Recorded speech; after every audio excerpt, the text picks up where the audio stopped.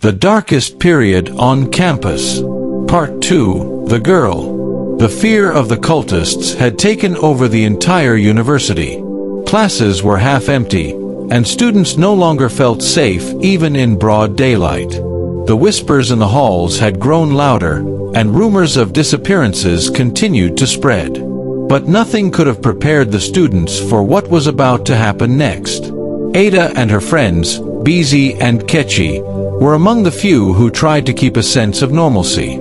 They stuck together, hoping their friendship would keep the darkness at bay. They had heard the stories, of course, but they refused to let fear control their lives. "It's just rumors," Busy would say, trying to comfort herself as much as the others.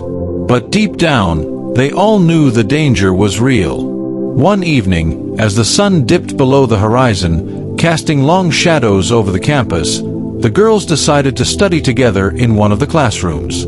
The campus was eerily quiet, and the usual chatter of students was replaced by an unsettling silence. The wind howled outside, and the old trees near the building creaked ominously. As they studied, Ada noticed something strange, a feeling that someone was watching them. She dismissed it at first, focusing on her notes, but the feeling only grew stronger. She looked up, catching a glimpse of a figure standing outside the window, barely visible in the dim light. Her breath caught in her throat. "Busy, Ketchy, did you see that?" Ada whispered, her voice trembling. The other girls looked up, their faces pale. "See what?" Ketchy asked, her voice barely audible. Before Ada could respond, the lights in the classroom flickered and then went out, plunging the room into darkness. The girls gasped, panic gripping them. They huddled together, their breaths coming in short, frightened gasps. "We need to get out of here," Busy said, her voice shaky. They grabbed their bags and made for the door, but as they reached it, the door slammed shut with a force that sent chills down their spines. They were trapped. The sound of footsteps echoed in the hallway outside, slow and deliberate, as if whoever or whatever was out there was toying with them. Ketchy tried to open the door, but it wouldn't budge. "It's locked," she cried, her voice breaking with fear. The footsteps grew louder, closer, until they stopped right outside the door. The girls held their breath, their hearts pounding in their chests. Then, the door handle turned slowly. Ada's mind raced. She remembered the stories, the terrifying tales of how the cultists targeted those who were alone or vulnerable. But they were together.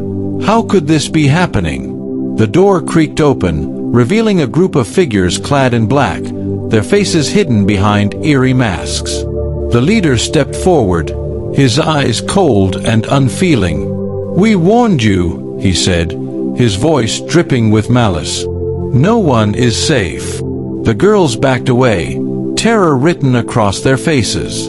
They knew there was no escape. The cultists moved swiftly, surrounding them. Ada tried to scream, but a hand clamped over her mouth, silencing her. Busy and Ketchy struggled, but it was no use. The darkness closed in around them, and the last thing they heard was the cruel laughter of the cultists as they were dragged into the shadows. The next morning, the campus was in a state of shock. Ada, Busy, and Ketchy were found huddled together in a dark corner of the classroom, their eyes wide with terror, but they couldn't speak. They were too traumatized, too broken by what they had endured. The university descended further into fear. The girls' fate was a grim reminder that the cultists were growing bolder, more ruthless. No one was safe, not even those who thought they were.